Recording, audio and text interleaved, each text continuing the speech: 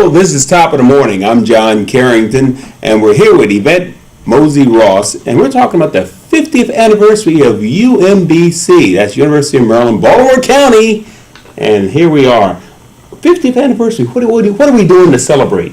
Oh, we're doing lots of things to celebrate. We're going to have some big feature events like our festival on Saturday the 17th.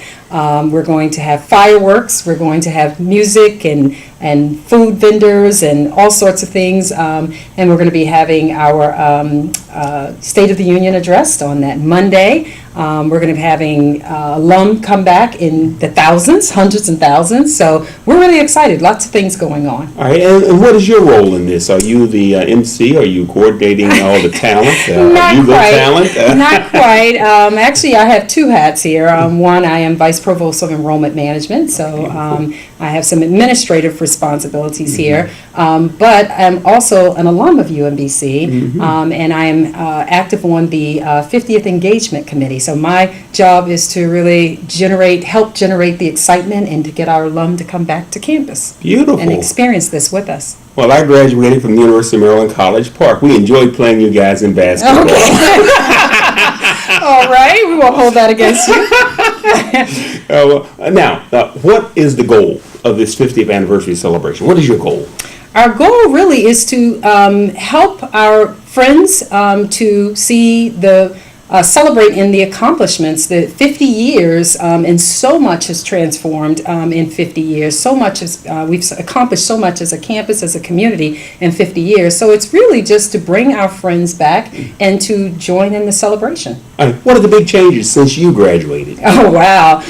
What I like to say is in many ways we've changed, and in many ways we're still the same place that we were 30 years ago. So we've changed if you just sort of look at our infrastructure. If you walk around the campus, you can see the physical change in terms of new buildings, new space. So that certainly speaks to how we've changed as an institution. But in many ways, we're still the very small, personable campus that we've always been, and that's been sort of a trademark or hallmark of UMBC. So. And what has been your biggest challenge in promoting this 50th anniversary? Oh, wow. The biggest challenge may be just how to contact people. I mean, as any institution, sometimes when your alum move on and they move out of the area, sometimes it can be difficult sort of connecting with them. So we've been obviously leveraging all sorts of forms of media to try to reconnect and pull them back, to the university. So sort of outreach has been the biggest challenge. All right. What are the biggest memories, the highlights of the last 50 years? Name a few. Goodness, to name a few. Let's see, highlights so certainly there are lots of highlights to celebrate. So in terms of, let's just talk about our athletic program and our chess program. Our chess team has been national champs for several years in a row, so we're extremely proud of them. But yeah, there's so much to celebrate this time. All right, I love chess. I tell you, my computer beats me. Oh, well, let's not talk about chess anymore. That's funny. What are you looking forward to? What is going to be the event that you want to stake your tent and can't wait for the opening, the happening? I think I'm most excited about the Decades Dance Party. Okay. Yeah, I'm looking forward to joining my alumni friends and really just sort of throwing our hair back and just really having a blast. So I'm looking forward to that. All right, well, we're going to take a short break and we'll come back with more of the highlights for the 50th celebration, 50-year celebration at UMBC. So don't go anywhere. We'll be right back.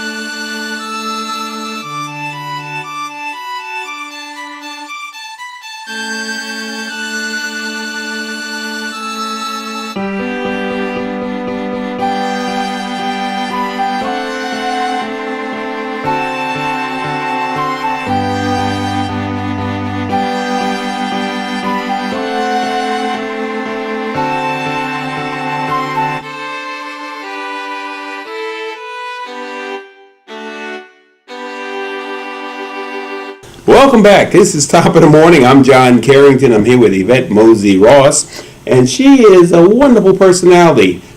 Tell me a little bit about your background. Sure. I am what I like to call born-bred UMBC retriever. I actually was a student here.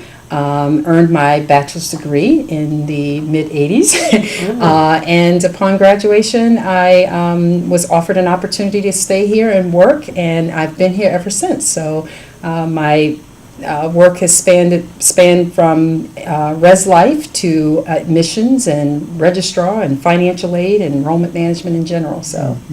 Were you raised in the city, the county? I was raised in the Washington, D.C. area. Oh. And again, came to the Baltimore area, to UMBC, to pursue my undergraduate.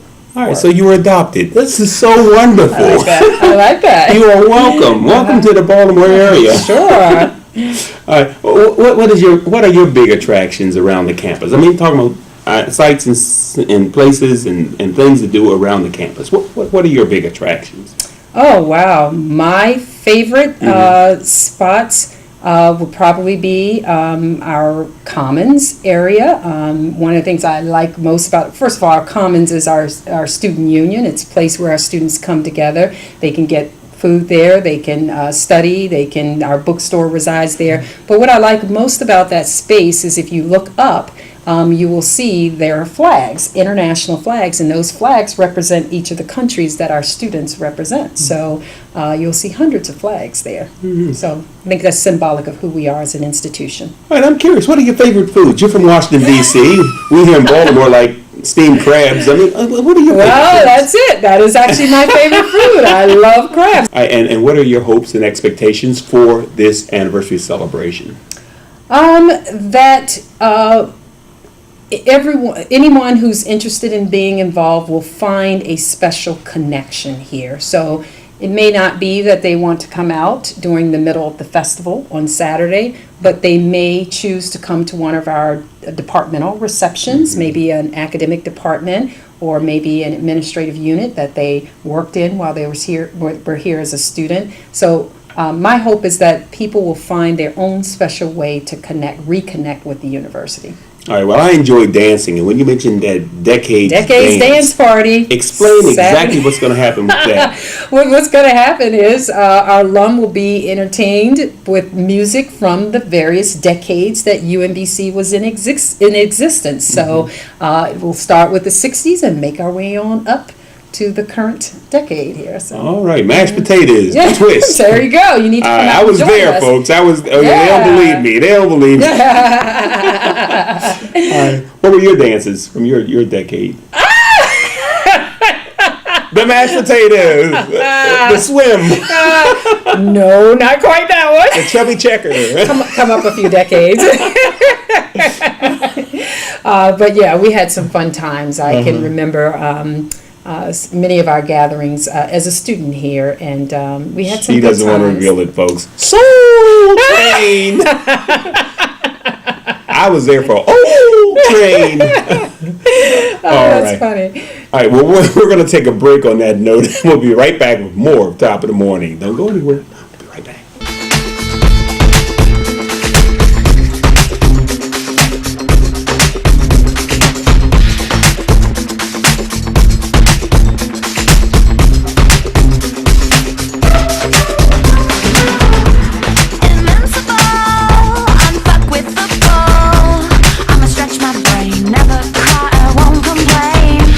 Inscrutable, just plain magical. Oh, electric air.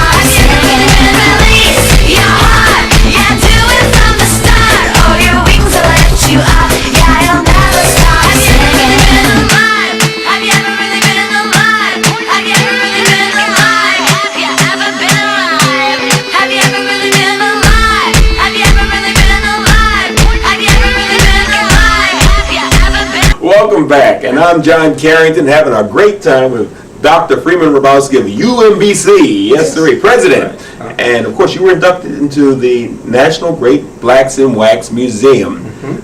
How was that experience? Talk about it. Right. The only word I can think of is humbling. Very humbling. The other people who were being honored posthumously from amazing people. And when you think about Mary McLeod Bethune as an educator, or Benjamin Qualls, or Benjamin Mays, these are people who are legendary. I am far from that. And so I said to the wonderful executive director, Jordan Martin, and her staff, I think they did a disfigure of me as a work in progress. The others have arrived. They've achieved all that. I'm working on it, and it's a way of encouraging me, is the best I can say. But most important, that experience allowed me to think about the power of education to transform lives. And that's got to be the message. It's never about one leader or one educator. It is about the ideas one is trying to express. All right, well, Booker T. Washington had a philosophy that if a man could do something with his hands, do something that other people would support or buy, then no matter what his skin color, he could make his way in the world. And I would think Booker T. Washington took the simple notion that vocational schools were an approach. What is your philosophy of education? Well, Booker T. Washington is a fellow Hamptonian, and I appreciate the idea that he talked about things with his hands. What people don't know is that he also supported the liberal arts at Fisk and Clark Atlanta University. We want to give him that credit too. But I really am inspired by people like Benjamin Mays and Mary McLeod Bethune, both of whom talked about the importance of vision and high aim. And I think that's what we want to do. We want to help every student to have a vision of him or herself as somebody who makes a difference in the world. And we want to teach them to dream about the possibilities. And finally, most important, we want to show them the significance of hard work and of stick-to-itiveness, of continuing to focus on the problem. It makes all the difference in the world. Perseverance. Yes. Starting something and finishing That's it. right. When you look at the stats on who completes high school, the statistics on who goes on to the next level, whether or not various cultures encourage that and whether other cultures discourage that, what can we do to help our inner cities when it comes to education and the cultures that are competing with the educational process? Right. I honestly think we need to be as focused on the values that have sustained so many of us over the years. There are large numbers of families of all races in inner cities and rural areas who are working hard to educate their children. We need to take some time to understand what they do every day, to be inspired by their messages. It's not enough to talk about that bottom third who may not be graduating, for example. We want to focus on that group, but sometimes we can learn a lot from those people who may not be with money, who may not have great jobs, but they work hard every day to help their children, and they are focused on ensuring that those kids finish high school, that they can read, that they can go to college. And we rarely hear about those millions of people, black people, white people, whatever the groups are, who are doing that. And so I always want to start with the strengths. And then I want to think about how we, as educational institutions and as communities, put our arms around the children who don't get the support they need. Okay. UMBC works with hundreds of children who are first-time offenders, bringing those children to campus and literally working with them from the morning to night and the next day. And we need to do more of that. We need to see other people's children as our own and give those children what we work to give our own. College degree, to be a success, is that the one route or the one that you would recommend? I think we need to give every student post-secondary opportunities. Some people don't want to sit in a classroom all day long. They want hands-on experiences. They may want to be in green construction. They may want to do all kinds of things. It doesn't mean one day they may not decide to get a degree, a four-year degree. But there's some great programs at community colleges. There are great programs in four-year institutions. People think of auto mechanics and they think, well, that's not a college degree, but it's post-secondary work. And people who are auto mechanics have become computer experts. Okay. You see, and you still need to learn to read, to think well, right, to work hard. And so there are all kinds of opportunities that we need to be exposing our students to. And depending on the needs and strengths of each child, we can decide the journey. But we shouldn't try to put all into one cookie box and say they all have to do exactly the same thing. All right. And of course, as education goes, so goes the world, so goes our nation. Yes. In America, we're not ranked in the high levels of academic competition worldwide. Mm-hmm. We have countries that are smaller and have smaller populations who have higher academic achievement than we have in math and science. What can we do to correct that? It's important to say that we still are by far the most impressive in the world. We are challenged to keep that ranking. If you are over 35 in America and you're in the top tier, you're probably second in the world in level of college education. You'd be surprised how well people have done for years. Now, the group from 25 to 34 are not keeping up, and they're down to about position number 12. And so what we've got to do, and it's not that we are going backwards, it's that we are not going forward. We're not increasing the percentages. Other countries are doing much more to get many more people with the education. And that's in general in education, and then in math and science. There's no doubt we have fewer people, percentage-wise, who have gotten degrees in science and engineering, about 6%. In fact, compared to 11% in Europe. So we're going to be focusing on getting more students to have a broad education, we need more humanists, we need more artists, and more scientists. And sir, I want to focus on the future of education. Back when I was in school, we were talking about this future where trade schools would start taking chunks out of the curriculum that the colleges were teaching. And I said, never happened. Now we have trade schools.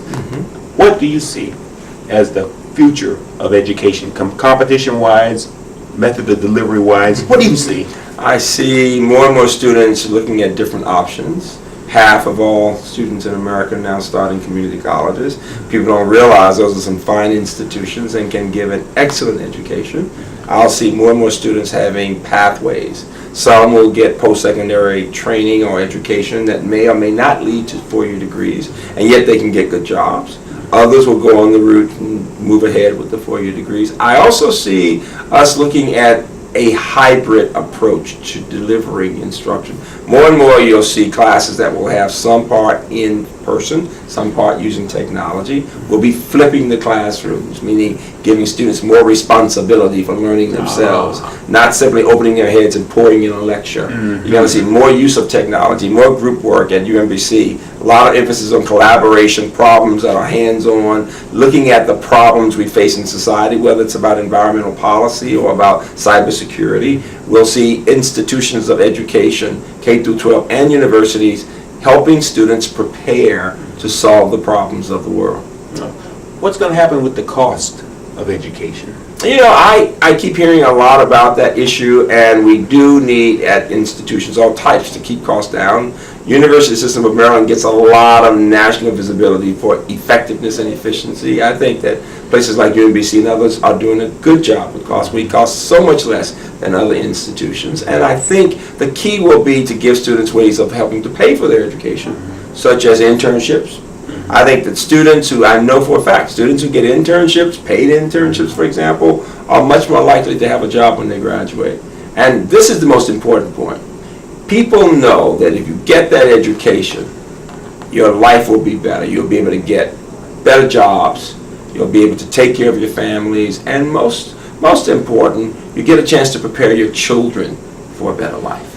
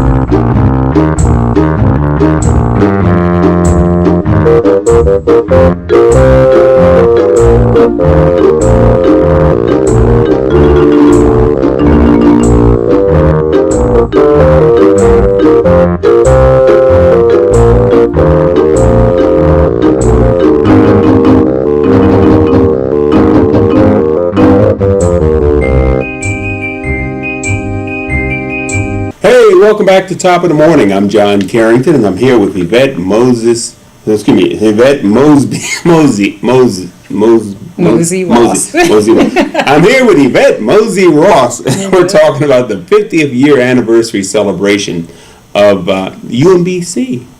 And this is a wonderful campus. Who are your typical students? Can you kind of give me a profile? Sure. Wow. Yeah. So our students